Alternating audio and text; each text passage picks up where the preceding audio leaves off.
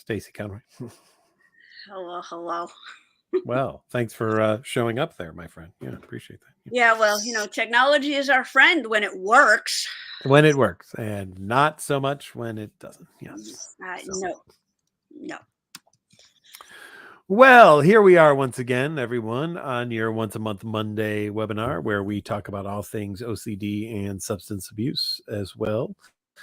And Stacey, tell everybody about who you are and where you're from and what you do.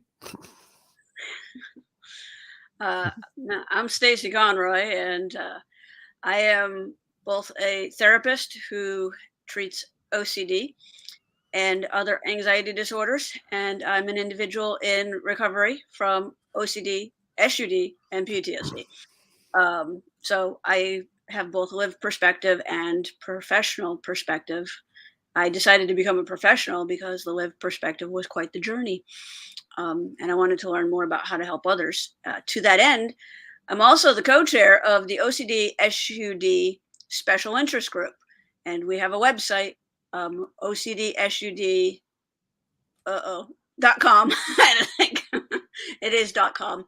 And we try to post resources there. We have various materials, previous seminars, webinars, link to this YouTube channel. So go check it out. There's some good resources there. If you know of any additional resources, there's a contact us form. Send them our way. We'd love to add them. Fantastic. Well, as always, we get some questions coming in, so we'll start to take some of those. And we always like to put a little substance abuse spin on some of these answers as well, too. So people will hear some of those things from us as well. So Stephanie says, why does my OCD like to tell me that I have done something wrong and that somehow other people also know you've done something wrong when you don't even know yourself if you've done something bad? Well, that sounds like something OCD would do, doesn't it, Stacey? I mean, yeah. Stacey, you have OCD. Has it ever told you you've done anything right? I'm just curious if it's ever said that to you whatsoever. If you've ever heard that message from it. I'd have to say no. No. Okay. Yeah. So Stephanie, the first thing I'm going to say to you, and Stacey's going to jump in here and say what she wants, because that's what she does too, is why does OCD always tell you you've done something wrong? Because that's the nature of OCD. It has to tell you that you've done something wrong, because that's what OCD tells you, is that you've done things wrong. No one in the history of OCD has had a type of OCD where it's told you you've done things right or correct or wonderfully or awesome or true or real or whatever you might want to say. No. It only leads you to negative things about it. So because OCD can only do what is in OCD's nature, OCD there must therefore tell you of all the things that you have done wrong, because that is the nature of OCD, to tell you of all of the things that you have done wrong. You want to throw anything on there at all, Stacey? Because just that, the OCD and the SUD work the same thing. It's the same thoughts. You always are going to have to do something to adjust the thought, the feeling, the emotion, and it only works in the short term. So first it tells you did something wrong, and then it says, hey, I know how to fix this, whether it's substance use or a compulsion. And then you engage in that behavior and you're back at square one. The thought hasn't changed. It probably came back again, and it lies to you again. It says, oh, I know how to fix this. Yeah. And the fact that you yourself don't know that you've done anything wrong, it doesn't matter, right? Even if you know you've not done anything wrong, OCD is going to say, but what if you did? And you don't know that you did. Therefore, you still might have done it wrong, even though you don't know that you've done it wrong. Two favorite games: What If and Are You Sure? Yeah, that's a fun game. Maybe we should create a game called What If Are You Sure? Maybe that would be like the worst party game ever, Yeah. What if you accidentally poured poison into the salt shaker at the party you are at right now, right? Are you sure that you put enough toilet paper in the bathroom. Maybe someone is stuck in there right now without any toilet paper and can't get out. You know, you could just, it sounds like an awful game to me, by the way, but having OCD, I suppose, sounds pretty awful to a lot of people as well too. Yeah, it is an awful game, and it's Mhm. one that I spent hours playing. And Yeah. one of the things I How would is say it better is, to not play anymore? Do you find it better oh, not it's playing that so game? much better not to play, even Mhm. though I get invitations fairly routinely. I Yeah. just decide not to engage in that game. Well, that goes into our next question from Maria that says, "How do you just accept a thought and move on? It seems impossible to do so these days." You have figured out how to do this, so maybe there's some magic voodoo that you have used, or maybe you've Or really applied the principles of ERP to your life. I'm yeah, gonna go with that yeah, one. But, I'll take option 2 for 500. uh-huh. Yes, you can. Part of it is I did. Ooh, hold on, I Oh, zoomed in here. I just changed our view there so that we Yeah, have yeah. a I little just bit. poof, there's my face. Thanks. Hello. Yeah. Mhm. Mhm. Um, and you know that I use a magnification program, so when you change the view on top of my magnification Mhm. program, yeah, I got quite the Ah, thanks for that. would you Um, like me to go back to the other way? I'm oh sorry. no, Okay. I've fixed it on my end. Thank you Okay. very much. There you go. Um, I want to make sure you could see me. for those of you who do not know, I'm also legally blind, so Mhm. we make a fair amount of blind jokes between us. But when I was originally introduced to ERP, it was very much a hierarchical, make your hierarchy start in the middle Yeah. and then go up. And there's nothing wrong with that. But Right. it's morphed more into do I need to do some ERP around something because it's interfering with things that I really value and the things I want to do. Mhm. Um, and every once in a while, something pops up in my life that even now it's like, ooh, that caught me off guard. I was not prepared for that. And let me see if I can integrate some ERP into that. And it's become a way of, not a way of life, but a way of addressing what my brain wants to invite me to. Yeah. And now I can almost do it just on the fly. It Mhm. really is. It becomes more of, oh, this, okay, here we go. This is what I'm going to do. And for me, a lot of response prevention, it's not even, I don't have to think about it anymore. It's like, oh, here's the thought, here's the problem. This caught me off guard, but this is what I want to do. So I'm going to go over here and do the thing I want to do. And the thought can come with me Yeah. because I'm not trying to get it to go away or change it or avoid it. It may still be there, but I'm going to engage in the thing that I was going to do before it came up. There is a parallel there, and I'm going to let you speak of it from your lived experience and also what you do professionally to substance use and cravings as well too. Yes. Mhm. Yeah. You can still get an invitation through SUD with craving. Mhm. And cravings often will come up in times of stress. Yeah. And stress shows up in different ways. Stress, we often think of as only happening when something negative in your life is going on. No, you get a new job that can be stressful. You buy a house that can be stressful. So people are like, things are going right in my life. Why am I having cravings? Or why am I having these obsessive thoughts again? They show up more often when you have stress.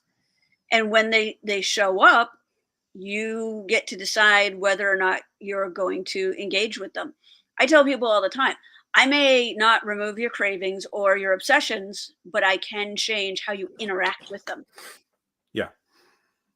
And so that's the goal. The goal isn't to make them disappear because they may reduce over time, but very often they don't completely disappear. And that throws people off. They're like, I'm still having this. That means something must be wrong with me. No, it just means you have a brain. Our brains do that. They have the thoughts. And when we're stressed, they might have them more often.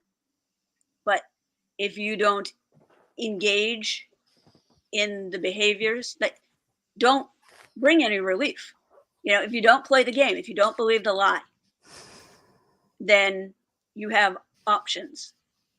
And it doesn't mean that the craving immediately goes away. You just say, I'm going to continue to focus in on what I was doing. There are times where you may have to change your activity. We have a saying, move a muscle, change a thought. Um, but you're not trying to get rid of the craving necessarily as an activity, or through a compulsion, but you're just, okay, I need to move off of what I'm doing for a little while, go take a walk, do something, refocus, and then get back to what was important to you in the first place. So it's not a problem to take a step back, but you don't want to do it in an avoidant way. You Yeah. want to do it in a re-engaging way. Like, I need a few minutes. I'll take a walk around. I live in a place where there's a very small block because it's a square. So I'll go Hmm. out, do the square, come back, and then re-engage in whatever it is I got completely distracted from by my brain. Hmm. Hmm. And getting a craving or having an urge or getting pulled by an obsession toward a compulsion isn't a failure. No, no, It isn't a lack of moral fortitude or any of those types of things. It means you're a human, as far as I'm concerned. I mean, yeah. It's just the for me, it's just the way I'm wired. And part of understanding that and accepting it helps me be non-judgmental when things show up. mhm. And just like being legally blind means, you know what? I'm going to trip over something. It's just going to happen. Yeah, I don't judge yeah, it. I just try to right. not have it happen too often, but there are just certain realities when you have a history of SUD or OCD that your mind is going to say, hey, what about? Yeah, and then you know, look for the helpers, right? If Yes. if that means going to a meeting because you had a craving or an urge, that's okay. If it means setting up a maintenance session with your therapist and just say, "Hey, I just need half an hour. I need to discuss something I want to go over, and I just want to make sure I don't go off the tracks." That's totally fine, right? Go ahead and do that. There are helpers out there, and I think that's what's fascinating, Stacy, about our field is and like first responders too, they're the people who rush in when things are going wrong instead of take a step back, right? We kind of break the norm. I remember, and I'm going to use a actually I was at a bus station one time, and there was a guy who was blind who was using his cane, and I wrote a letter on this actually because there was a sign that didn't have a bar underneath it on the ground. So his cane went right through the two posts and he walked into the sign. Yep. And and there were people who just kind of stood there and didn't do any and didn't want to say anything, didn't know if it was embarrassing. And I just remember walking up to him and I gave him my arm and I said, I'm going to get you around this sign. I'm going to show you where the sign is and where the posts are so you don't ever do this again. And he was like, thanks, because that sucked. And Yep. and I got him to where he needed to go on the bus, right? But it was unfortunate. There were a lot of people who had seen this and either they were uncomfortable, so they didn't want to do anything. They didn't know if it would make him uncomfortable or not. But I like that sometimes in our field, we're rule breakers, right? We're going to go Yeah. in and when somebody is uncomfortable, we're like, oh, hey, what's going on? How can we help with that? Instead of, well, I'll wait around and see if anybody needs help. And then I'm Yeah. going to, see what they do. So, but Um, Somebody asked, "Hi, why did you decide the career in OCD field versus any other psychological field?" Hmm. Well, sometimes your career path finds you rather than you finding it. And I think in my case, that's what happened. I spent the first part of my career very much focused on SUD, substance use disorder. And then I ran into a lot of people who had dual diagnosis with PTSD. And then I realized that a lot of individuals with SUD had untreated OCD.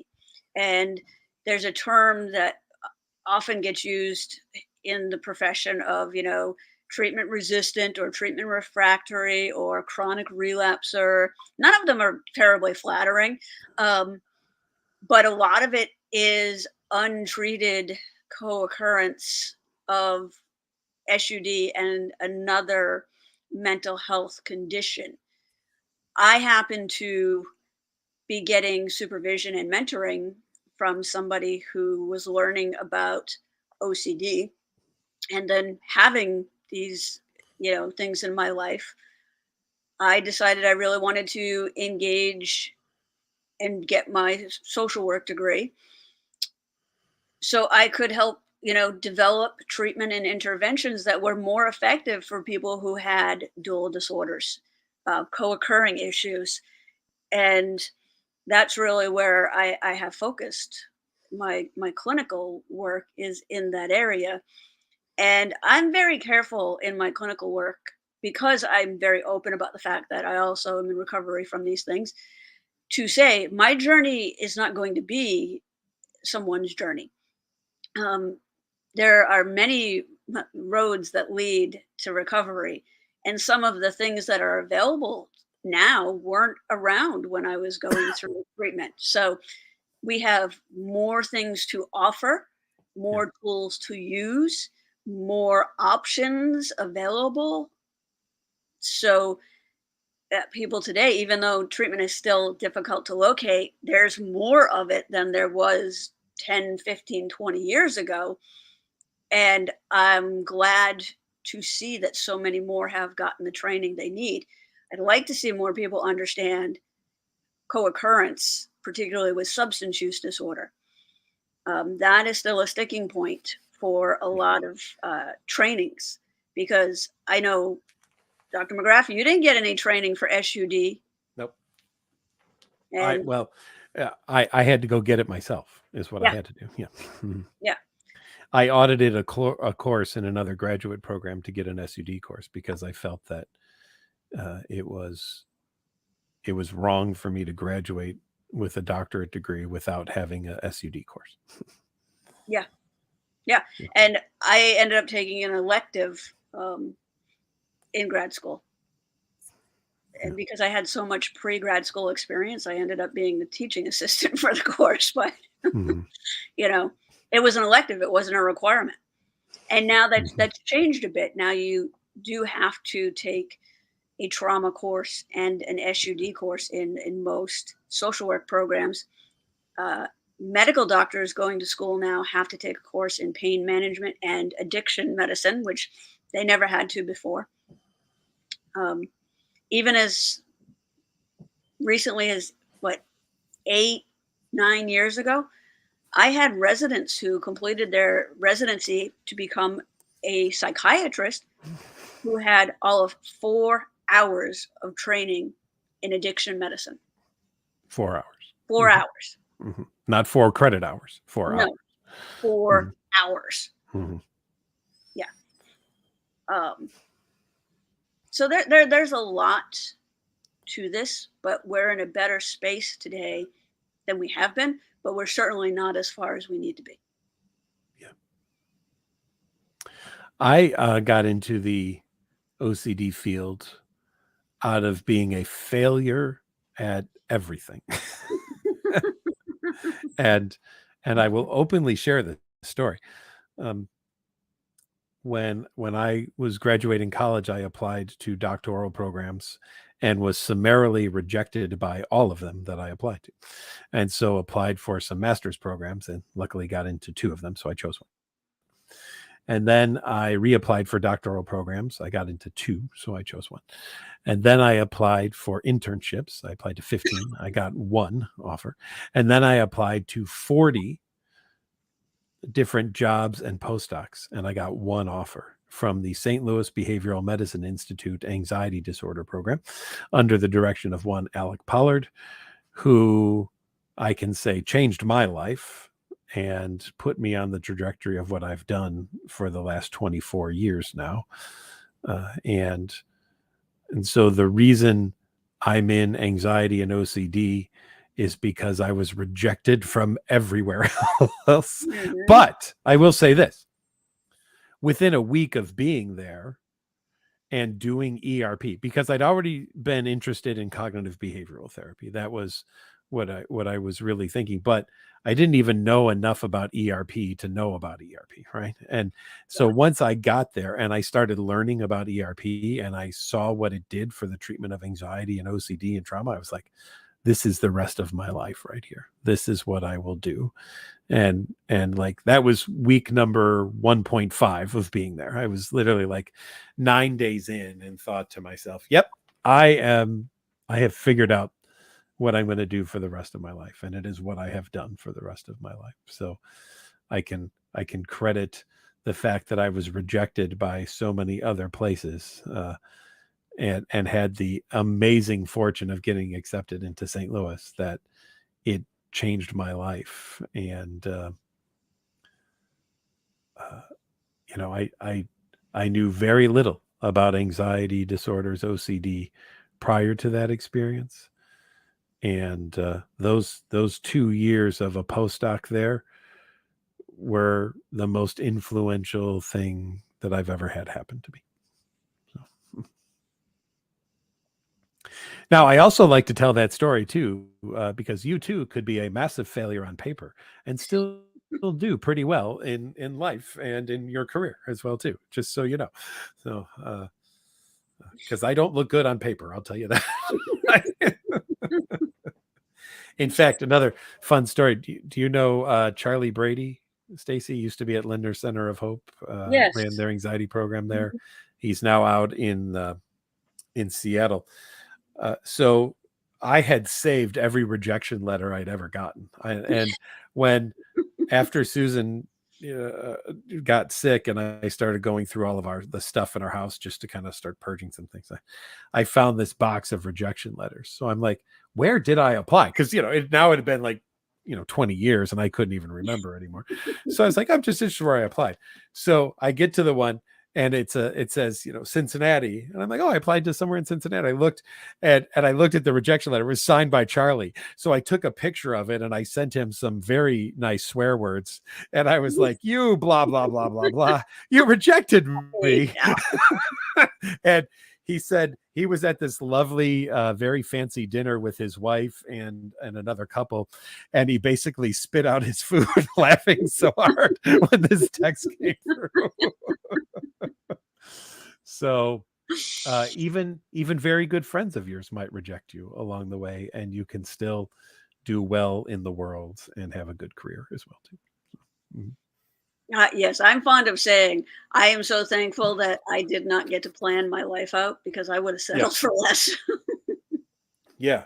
Well, and boy, am I glad I didn't get into some of the places that I applied to compared to what I did get, because I don't think that, from what I see here, I don't think it could have been as satisfying as what I've been able to do, and to work with people in the OCD community has just been the joy of my life. So absolutely. Yeah. There's a question here that says, during OCD recovery, is it normal to have anxiety and feel anxious even when not having intrusive thoughts? I become anxious when I realize that I'm not thinking about OCD, then my heart begins to race. And Where's that at? What time is that at, Stacey? now you want timestamps. I'm sorry. 8:01 p.m. by 8:01. Okay. Oh, Karen D. Leon. so that'll be 7:01 my time there. Yes, 7:01 your time, because you're in the wrong time zone. I'm in the wrong time. Yeah. During OCD. Yes. It's always normal to feel anxious, even when you're not having intrusive thoughts. And I like how you described there. You become anxious when you realize that you're not thinking about OCD and your heart begins to race. One of the things that could happen is, once you notice that you're not thinking about OCD, is you probably start worrying, oh no, now I'm going to think about OCD because I just realized that I'm not thinking about OCD. It is the pink. I'll bring up my friend the pink elephant, right? It is the pink elephant example there. Once you notice that you're not thinking of something, you start to think of it. You know, just say the word tinnitus to me, and bam, it is loud as can be, Yep. and all of those things. Stacey, do you ever notice that with sight? Like you're so used to what your sight is, but that do you ever notice that maybe? And maybe I'm wrong here, but when somebody talks about seeing things, do you notice your sight in a different way No, at all? actually, Or I no? do, and it fascinates me because I didn't really start talking to sighted people about what they saw until I Uh-huh. was in my 40s. Wow. Okay. Yeah, because Yeah. it Mhm. didn't occur to me to ask, Yeah. and I started asking people, uh, Uh-huh. and I was like, "Get out!" And I am shocked Get out. so many times. Like I found out last year for the first time in my life, okay, and I am on the other side of 50, that people can see craters on the moon. Oh yeah. Uh-huh. I'm like, I can't find the moon 90% of the night. Like, it's got to be a full moon in a certain lighting on a Uh-huh. certain view. And then I'm like, oh, cool. I get to see the moon tonight. Yeah. And you guys can see the craters. I'm like, okay, Yeah. I didn't even know what to do with that one. I still don't know what to do with that one. Yeah, that's fascinating, isn't it? Yeah. Yeah. But I had things like it never occurred to me. I mean, I'm like, oh, Right. okay, yeah, there's some times where I can see the moon. Yay. Hmm. Yeah. Um, but and people are like, "Oh, how can you see the moon and be legally blind?" Well, because vision is attached to that brain, the same thing that leads to OCD and SUD, and it's a Hmm. fascinating creature. Yeah. Um, and so I can see some things based on contrast, and I can Right. see buildings, but I miss detail. Yeah. So people are fascinated by the fact that I can see the building across the street, but I can't tell you that it's got stucco and what kind of windows it's got. But when I hold out my hand, I'm like, I can't see my fingernails. Okay. you know. So just like with OCD and SUD, the messages get messed up. Yeah. Well, with my vision, the nerves that go from my eyes to my brain don't send the correct messages. Yeah. So you know, the brain is a fascinating organ that lies in many ways in my life, Yeah. physically and mentally. John Grayson comes on once a month on my Wednesday webinar, and Mhm. he's got face blindness, and he's talked about it on there, Yes. Yeah. where if you don't start talking to him, he may not know who you are, even if you're standing right in front of him and he can Mhm. absolutely see you. But once he gets a context of you, either you say something that reminds him or a voice or where you work or something, then he can put it all together. And it's, oh, there, yeah, okay, hey, yeah, yeah. Yeah.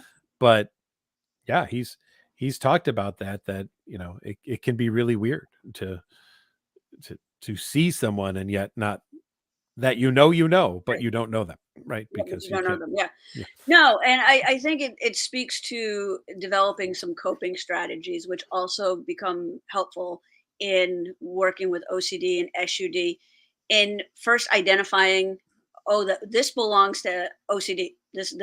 This belongs in that bucket. Like I'm not going to engage in the game. I know the path you're trying to take me down. So it's once you learn a coping skill, you can apply it to your life and improve things in various ways. I Yeah. have a lot of coping skills around the OCD, SUD. Like I said earlier, some of them now are second nature. Oh, yep, I'm going to engage in response prevention and not bite. Even though I've gotten the invite from my brain, I'm Hmm. going to go back to what I was meaning to do and wanting to do. And you can't steal my time anymore. And I'm really big on this time thing because SUD and OCD take time away from you. Um, Hmm. both have diagnostic criteria that requires that you spend a significant amount of time engaged in activities that you don't want to be doing. Hmm. And I have an acronym for time, things I must earn, which is when you're in the treatment phase. And that's, seeking out your helpers, doing your homework, practicing your coping skills, not in, accepting every invite you're given, whether it's an SUD craving or an OCD obsession or intrusive thought. And then the second acronym for time is more towards the recovery phase, and that's today is mine, enjoy. Mm-hmm. And some days you Mm-hmm. have to use both of them. Yeah. Yeah. That's interesting. I like those acronyms. Say those one more time because people are going to ask about it. So Yeah, the first one is TIME, things I must earn. I'm going to put them And in I the chat refer to too. that as the treatment phase of time because treatment takes time, energy, and effort. And I tell people, if I could get you into recovery from OCD or SUD 1 hour a week, I would charge a lot more than I do. Um, it doesn't happen that way. So you do have to put some time into your recovery process. And then the second one is today is mine, enjoy. And that speaks to not allowing OCD or SUD to steal time from you. So you're no longer spending your time engaging in compulsions or substance use. You get your time back to do the things that you want to do, I that love it. you miss doing because of these things. Yep. That's wonderful. Mm-hmm. Okay. Were there any others that caught your attention? Or I could go through No, some more. no, I'm looking now. All right. Someone wants to know about booking times with, we, just so you know, if you're looking at no CD, we do a few things. We have therapists all over in all 50 states and in different countries who are licensed there too, who can see you. We do take insurance. So check us out there. We also do no CD 411 sessions. And there are times I even come in and jump in on a session with therapists at no CD as well too, if there's ever questions or things like that. So always happy to do one of those things as well. So lots of opportunities through a no CD 411 session or hopping in if you'd ever want a little chat with me as part of that as well too. Can always do that. People liked your time thing, so that was good.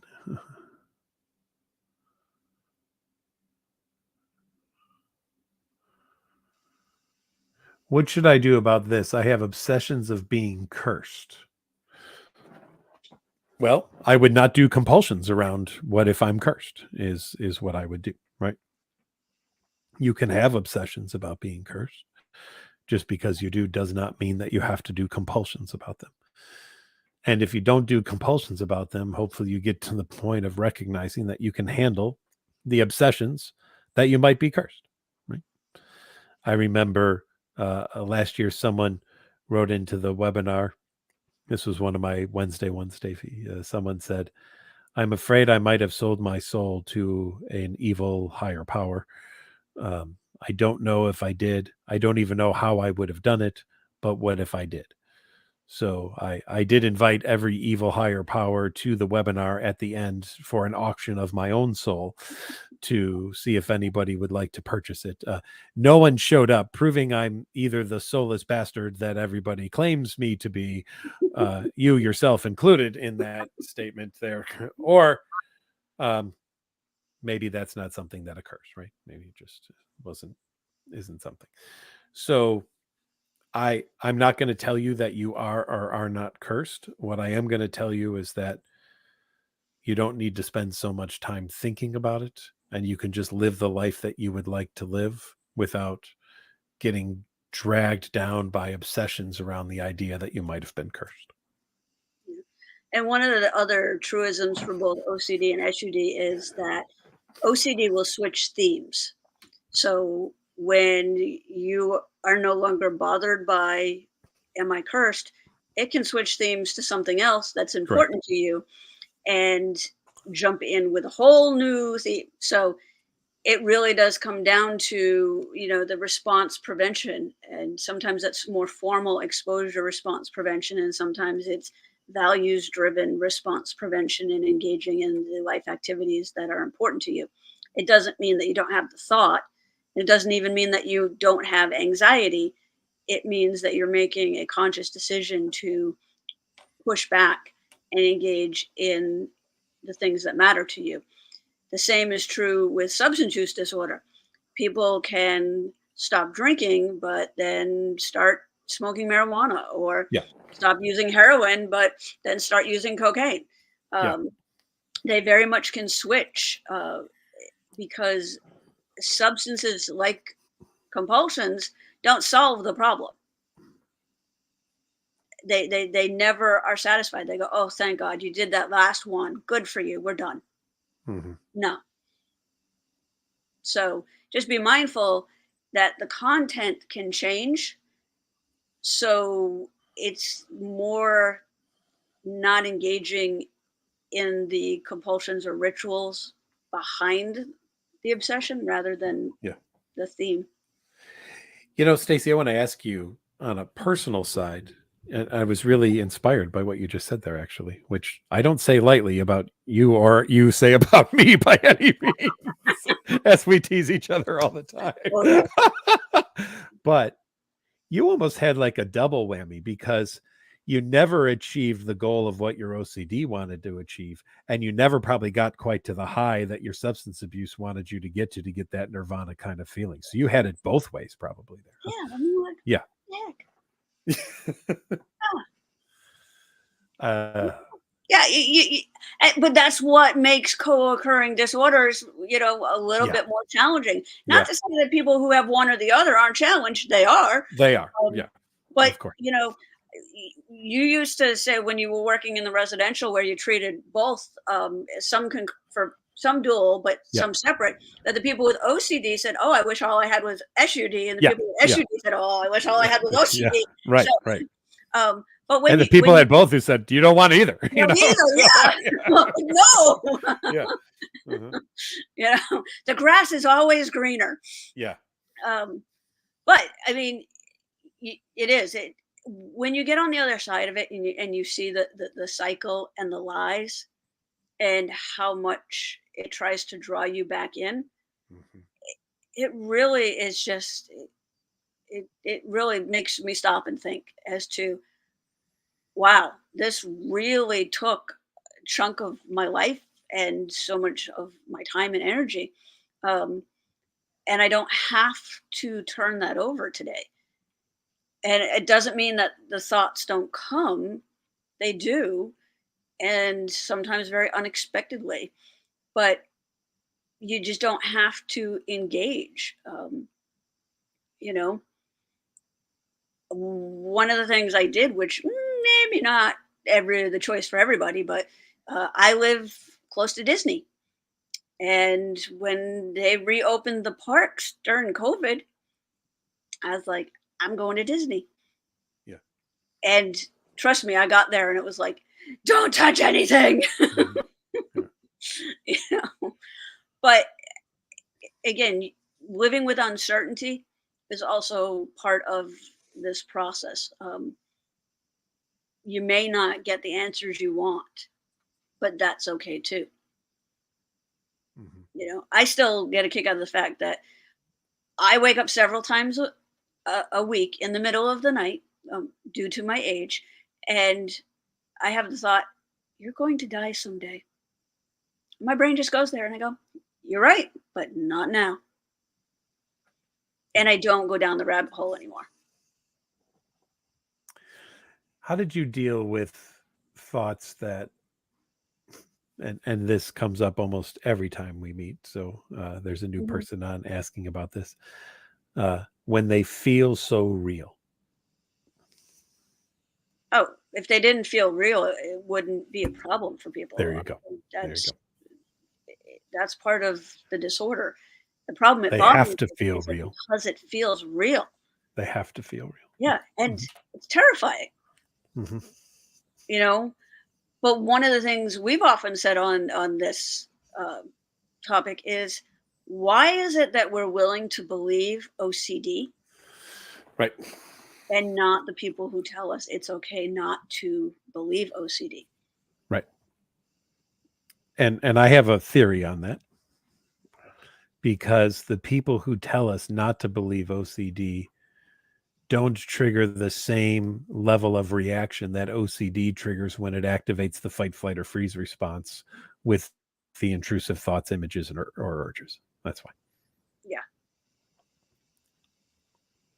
But it's also it's an interesting thing in terms of, people like I know you, Stacey. I trust you. I know you're well trained. You're a good therapist, but no, I'm not believing you today. Yeah. I'm not buying in.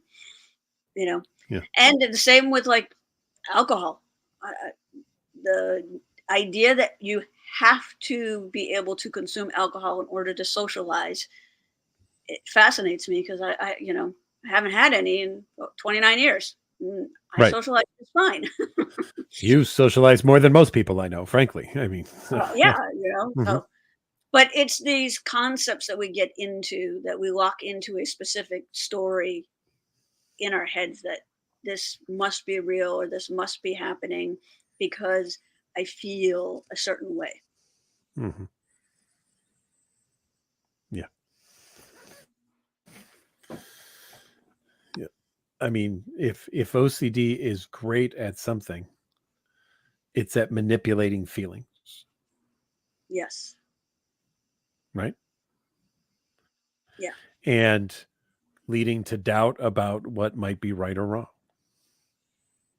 Remember, it is the doubting disorder. So it's Hmm. going to do a couple of things. It's going to get you to feel as if you doubt your own thoughts, your own ability to handle things, your own ability to quote unquote be in control of things, stuff like that. And while we know control is an illusion, no one is in total control of everything they think, feel, or behave. OCD says eh, you have none, basically. And if you want it, you need what I provide you, which is compulsions, because those are the things that will actually keep you safe and secure, and everything will be fine because of those. Yeah, and the irony is people start using substances often to gain that sense of control, and in the end, that's exactly what you give up. Mhm.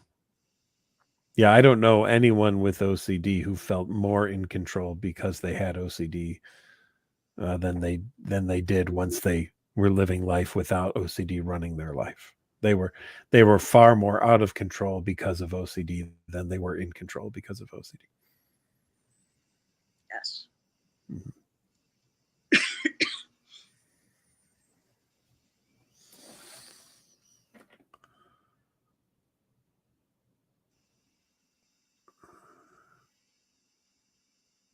Let's see what else.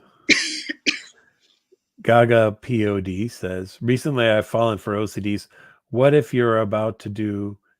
What if what you're about to do is a compulsion? Successfully hindered you 2 times already. OCD can play the villain and hero as well. Absolutely. I always love when we talk about OCD uh, gets in the way of OCD treatment, right? Yeah. That's always a fun one. Why are you really doing this? Maybe it's actually a compulsion. Maybe the therapist didn't really want you to do this. Maybe it's a compulsion or something like that. Hmm. So not only do you have OCD, you have OCD getting in the way of treating OCD at times too. That will absolutely happen as well. So, Gaga, now that you've had this happen a few times,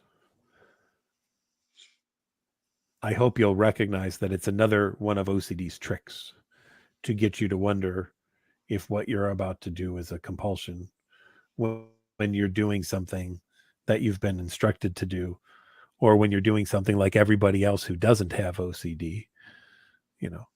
Uh, and that's always a favorite of mine. Would I tell a best friend or cherished loved one to do what I'm about to do, or would I not? And I don't know many people. I don't know any people, honestly, with OCD who would tell others to do compulsions. No, no. Right now, let me put a little caveat in that. Will they want them to do compulsions to control them so that it ultimately appeases their OCD? Yes. Yes. Right. But if you really break it down and you're having a conversation with them, they feel bad about that. And they wish that they weren't doing it and they don't really want to do it, but they do it because they fear that if they don't have other people also do the compulsive behaviors, that the OCD will rear its head and it'll be awful and horrible. So that's what I mean by they don't really want to do that. They will do it at times, but they don't really want to do it. That's where that comes from. Yeah. Well, and OCD and SUD are both family problems. It doesn't just affect Oh one. yeah. You They know, do. They we do have that. family accommodation stuff in both disorders that really pulls in the family. Mhm. Yeah. Um, it I don't know that we've ever talked so much about that, Stacey, about what role OCD played with you and your family relationships as well. Um, in my family, there was a lot of distancing. Yeah. But Okay. remember, I had OCD and SUD, so Yeah. a lot of families handle it the way by saying, "Come back when you're better." Okay. So I had a lot Hmm. of distancing and a lot of broken family relationships for a long time uh, Yeah. due to the dual disorders plus the PTSD. Um, so yeah. And I've said this before. I had a great sponsor early on who is not trained in mental health, and I'd go to her for reassurance, and she'd go, "Nope." Well, I'm like, "What if I die?" I had a flutter in my heart. What if I die? She goes, "Someday you will." Yep. And she'd walk Hmm. away from me. I'm like, "No, no, no, come back here." And she Hmm. wouldn't engage. I was like, How dare you? "Oh, she drove me crazy." I was Mhm. like, "Ugh." Um, but a lot of misunderstanding of some of the struggles that I was dealing with, and not until much later in my recovery process where that my family members became more educated and saw my recovery process did I rebuild those relationships. And I think one of the things that can be challenging, especially if you're dealing with both OCD and SUD, is that both disorders lead to a greater isolation, and SUD in particular, because people are taught that if they continue to engage with you, they're enabling you. And although there's some truth in that, there's a great deal of misconception in that, in blaming the individual for the disease of, substance use disorder. You can still be supportive of family members. You don't want to give them money. We know where that's going, but you could buy them warm clothes or a new pair of sneakers or socks. you know Having clean socks makes a huge difference, especially if you're couch surfing or you don't have um, Mhm. a routine place to stay because of your substance use disorder. So you can still show that you care and that you're supportive in multiple ways. Mhm. You can meet somebody and buy them lunch, make sure they had at least one meal for the week. Mhm. Um, but there are, you know, aspects of it that become very, very isolating from family and from friends because, again, it these disorders are designed to steal your time.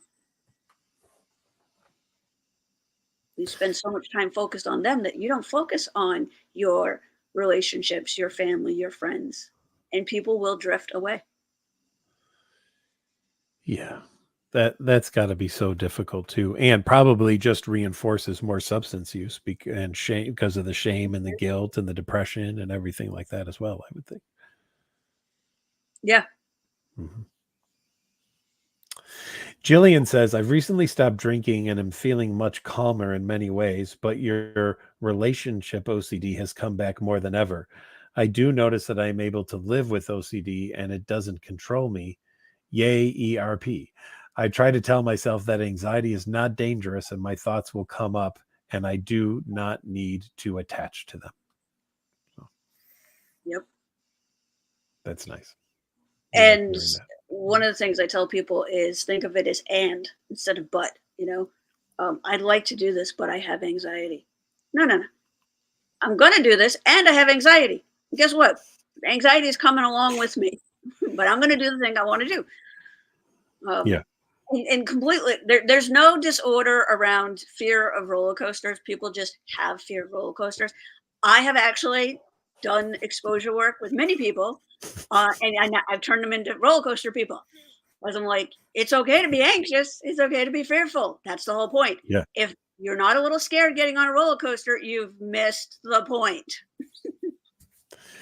And that's got to be different for you with your site. You don't know when the drops are coming or anything, so it must be Oh like no, amazingly it's exciting for you because yes, it just wham, there it is, kind yeah. of thing. Yeah. Uh-huh.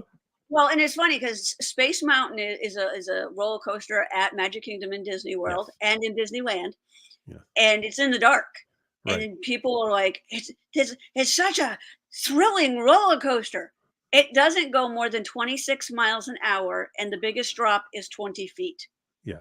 But because it's in the dark, Uh, sighted people are like, oh my God, this is so scary. I got on it and I went, this is so boring. Like, why does this terrify you? This is a kiddie coaster. Oh, yeah. they put it in Yeah. the dark. You can't Uh, see where you're going. How? oh, yeah. Welcome to my life. Yeah. Right. Exactly. Yeah, Yeah. but Well, um, you know what I love about that, Stacey, though, is the perspective now. I mean, everyone now is going to start thinking, wait a minute, remove one of my senses in that experience and look at how it changes it. And now it's suddenly more frightening versus already not have that sense really available to you. And that's actually nothing to you. So, right, again, what do we always talk about? Perception, interpretation of things. Obsessions are not scary. They are not frightening unless you think they are, right? yes, Because Stacey and I you could share your thoughts with us, your images with us, and your urges with us, and we could fully see them, experience them, embrace them, and be like, okay, yeah, and not be bothered by them. So no, it's all about our perception or our interpretation of the thing. yes. Like you're not bothered at all when you have the thought of pushing me down the stairs at a conference. Not the slightest. Yeah, Yeah. Hmm. And you're not bothered at all about thinking about whacking me with your stick when we're at conferences. no, not No, not not in the slightest. not the slightest. So, and again, you know, the love the two of us have for each other and this, and that's why we talk about it like this, because we can take these topics which other people might say, how could they say those things? I'd be like, Mhm. well, just because to us they're they're not things to be bothered by. And that's the way we want people with OCD to look at their OCD, the same way that we talk about that kind of stuff as well too. Yeah, Mhm. and not to be caught off guard by the fact that the thoughts or the cravings are present. That the thoughts and the cravings are not the problem. It's Mhm. how you engage with them, how much power you give them, and the response to them that become the problem. Mhm. Yeah.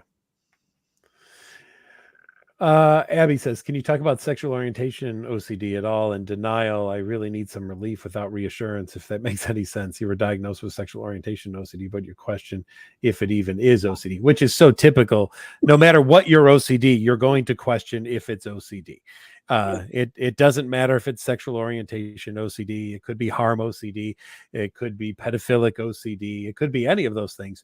You are going to question if it's OCD. And Stacey, I wonder if you could talk some lived experience about that. I'm sure that happened to you on numerous occasions. Oh, yes. Especially around harm OCD, because with PTSD diagnosis, I'm going to become, having these thoughts. Obviously, I want to be angry. I want to act out. I want to hurt others. And no, you don't. But you have those thoughts that, what does this mean? It must mean, if I have this thought, it must mean that I'm gay. No, it's a thought. If I have this thought, it must mean I want to harm somebody. No, if I have this thought about, contamination, then it means that, I'm going to get sick or make someone sick. Right. And no, it truly is just a thought. And can I just say, with sexual orientation, it could also be a fear that I'm straight as well too. It doesn't have to go toward any one way. It's maybe I'm not bisexual, though whatever orientation is, it's going to be whatever you think you potentially are. So it does not discriminate in any way whatsoever. No, OCD will attack what matters to you and what button it can push on you. So with scrupulosity, if your faith is important to you, it might go there. If your being in a relationship is important to you, it might go there. If finding out what the purpose is in the universe, it could go existential on you. It's going to attack what's important to you. Yeah. And then it's going to lie to you about how it can fix that. And it's going to feel real, right? Yes. It's going to feel, and it's going to get you to think maybe it's not OCD. Maybe it is for everybody else, but maybe it's not for me. Maybe for me it's true. Why could it be true? Because it feels so real. And in my entire experience of life, the only things that have ever felt this real are things that really are frightening, like a loud noise or a gunshot or a car stopping and slamming on its brakes in front of you or something like that. And these are the feelings that I have. But here's the thing. OCD is smart enough to know that those are the ways to get you to truly feel that feeling, and OCD jumps right there and manipulates those feelings to feel that way. So it's a mirage. It's fakery. It's trickery. It's a lie, even though it feels real. Yes.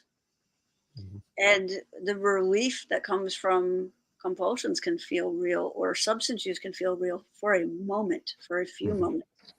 Yes. But then it's gone.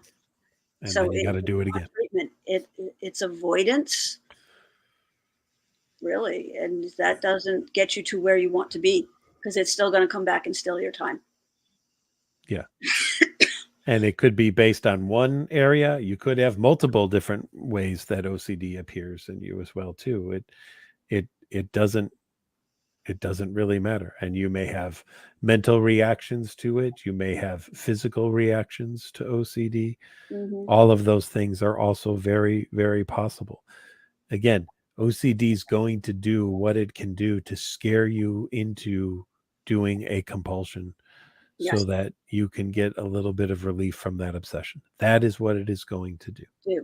And as you get into treatment and you start to understand the pattern of what is OCD and what is not, it actually can get a little harder before it gets a little better, because now you've increased your awareness of the struggle, and you want to push back against it. Because I saw somebody point that out. It was like, I know I catch myself now getting into the OCD, cycle, but I'm still getting stuck in the cycle, but now you can identify when it is. And that gives you an opportunity to push back and step out of the cycle. So that's progress. But when you become more aware of something, it can be more frustrating for a time as well. Yeah. Speaking of time, we're rounding up to our end time here. So I want to thank everybody for joining us once again. Stacey, it's good to see you. We do this every second Monday of the month. So we will see you all in 2024 for our first one in January of 2024. So Stacey, have a great holiday season, and we'll see you soon. All right. Goodbye, everybody. Bye.